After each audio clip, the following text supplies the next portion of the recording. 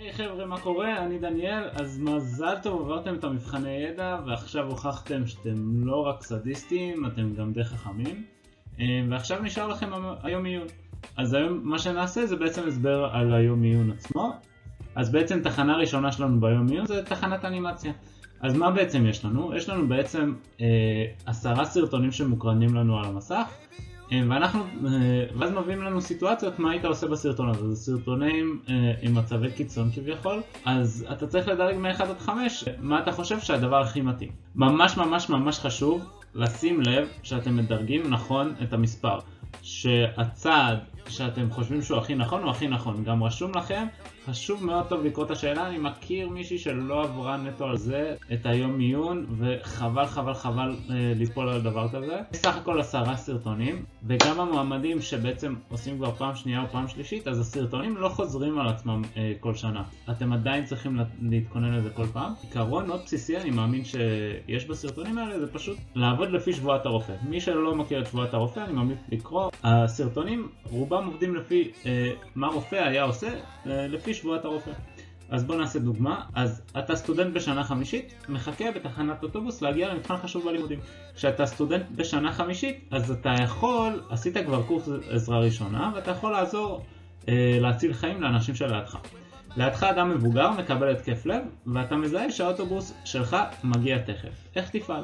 אתה כבר יש לך את היכולת להציל חיים, ואדם לידך קיבל התקף לב ויש לך מבחן חשוב. אז מה תעשה? אז בוא נעבור לשאלות. תעלה על האוטובוס, זה כנראה האופציה הכי פחות טובה. את זה הייתי שם אחרון, כי זה להתעלם לחלוטין משבועת הרופא, שאתה בעצם אפילו מחייבים אותך להציל חיים, אם אתה יכול לעשות את זה. תתחיל לבצע פעולות החייאה ותבקש מנהג האוטובוס שיחכה לך. אז זה תשובה סבבה כזאת, כזה לאמצע, זה כאילו אתה כן מציל אותו וגם אתה יחסית מתנהל עם האוטובוס, אז זה ממש תשובה סבירה. הייתי שומר אותה כזה לאמצע, לא הייתי שם את זה הכי טוב וגם לא הייתי שם את זה עכשיו אחרון. תתחיל לבצע פעולות החייאה ותטפל במבחן אחר כך. אז בעצם תציל את חייו עכשיו, המבחן תיכשל בו, מה שלא יהיה, תדבר אחר כך עם המזכירות ותציל את החיים שלו, שזה התשובה הכי טובה בפער, כי בעצם אתה מציל קודם כל החיים של האדם חשובים לך הרבה יותר מהמבחן. 4. תתחיל לבצע החייאה עד שאתה רואה צוות של מד"א מגיע. בעצם התשובה הזאת, 4 ו-2, די פחות או יותר לדעתי באותו סדר גודל. אתה מציל את החיים שלו עד שהגוף אחראי מגיע. אני חושב שתשובה 4 יותר טובה קצת מתשובה 2. בוא נעבור לשאלה 5. מבצע פעולת החייאה עד שמגיע האוטובוס, ואז תבקש שמישהו יחליף אותך. עכשיו אני לא אגיד שהיא סבבה, אבל אני גם לא אומר שהיא גרועה. אני חושב שזאת היא התשובה. 5 זה 1 לפני האחרונה, 1 זאת האחרונה, אחר כך אני הייתי שם בתור 3 את 2, ואז הייתי שם את תשובה 4, ואז בטופ הייתי שם את תשובה 3. למה בעצם הייתי גם שם את 4 מעל 2? בגלל שלדעתי 4, אז אתה בעצם לא אכפת לך כבר מהמבחן בתשובה 4, ואכפת לך רק מהצלת חייו. אז וברגע שצוות של מד"א מגיע, אז הם די יודעים מה לעשות, אז אין פה ספק. עכשיו תחנה הבאה שתהיה לנו זה בעצם תחנת רעיונות. יש לנו 3 רעיונות עם רופא שיניים מהפקולטה, זה בדרך כלל רופאים בכירים גם מהפקולטה. אתם לא תזהו או תדעו שהם בכירים, אבל רק אחר כך תדעו שזה אנשים עם תפקיד בפקולטה. בעצם יש לנו 12 דקות לכל רעיון. עכשיו הרעיונות מתחלקים לשתיים.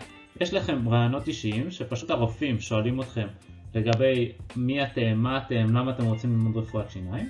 ויש גם סיטואציות. סיטואציות זה בעצם שיש לנו סיטואציה על הדלת בזמן שאנחנו מחכים בחוץ, ואנחנו צריכים לקרוא אותה. בסיטואציה בדרך כלל יש איזה מצב קיצון, איזה מצב לא נעים, שאתה בתור רופא, בתיאוריה כבר צריך לדעת לנהל. ושואלים אותך ברעיון עצמו, איך אתה היית מתנהל בסיטואציה הזאת. ממש חשוב לקרוא טוב כל סיטואציה, ולהתחיל לחשוב מה לענות, עוד לפני שאני נכנס לחדר, תוך כדי שאני בחוץ וקורא את זה. יש לנו בין רעיון לרעיון בערך 3 דקות, ללכת לדלת הבאה ולהתחיל לקרוא מה הסיטואציה ולהתחיל לחשוב כבר על התשובה. בסופו של דבר 12 דקות זה לא הרבה זמן בכלל, אתם תרגישו כאילו במהלך הרעיון שזה המון זמן ואתם רק רוצים שזה ייגמר חלק מהאנשים. אבל זה תכלס לא הרבה זמן בשביל שבן אדם זר יכיר אתכם וישתכנע לחלוטין שאתם מעמד הבן אדם הכי טוב לתפוס את הספוט של רפואת שיניים. אז זה לא הרבה זמן ואתם צריכים לבוא ממש מוכנים. זה החלק הכי חשוב והכי משמעותי ביום עיון עצמו, כאילו בפער רוב הנקודות הולכות על זה. יכול ללכת לכם גם די פחות סבבה בשאר המבחנים, ואם ממש הפצצתם ברעיון אז גם כנראה תעברו. הרופאים הם יודעים שזה יום מלחיץ ברעיון וממש מתחשבים בזה, הם ממש נחמדים. טיפ שאני ממליץ לכם לעשות זה להתחיל להכיר רופא שיניים, איך הם מתנהגים ומדברים. בסופו של דבר יש איזה מחנה משותף לכל הרופא שיניים, כי אין יותר מדי מקומות ללמוד בישראל רפואת שיניים. בסופו של דבר נוצר איזה מחנה משותף.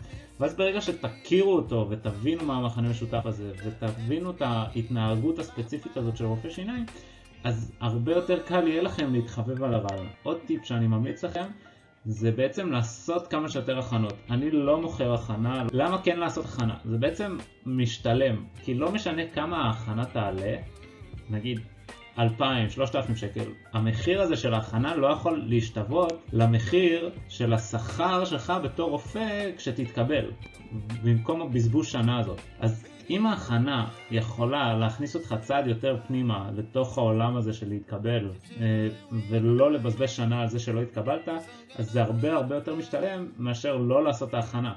מבחן האחרון שיש לנו זה מבחן שלב. בעצם מבחן שלב יש לנו 120 מגדים ושעה למבחן. עכשיו זה נראה מלחיץ, 120 לשעה, אז אנשים שמים אותו ב-20 דקות, כאילו רבע שעה. זה ממש לא מלחיץ. אז בעצם מה יש במבחן? בעצם בוחנים האם אתה מתאים להיות רופא. אוקיי? יש להם את הקריטריונים שלהם, אף אחד לא יודע מה הקריטריונים שלהם, אבל יש קריטריונים שחוזרים על עצמם. בעצם הקריטריון הראשי שחוזר על עצמו באופן קבוע, זה אמירת אמת. תמיד אתם בוחרים במשהו שלא יוציא אתכם כביכול שקרנים. עוד כמה תכונות כלליות של המרכז הארצי שפחות או יותר חוזרות על עצמם, זה שתהיה אדם נחמד, שתהיה יציב רגשית, שתדע לבטא את עצמך, שתהיה מצפוני, ושלא תהיה מקובע, שתהיה לך חשיבה מפותחת כביכול. אז בואו נעשה שתי שאלות דוגמה. עכשיו, אין פה נכון או לא נכון בשאלות האלה, זה נטו מבחן אישיות.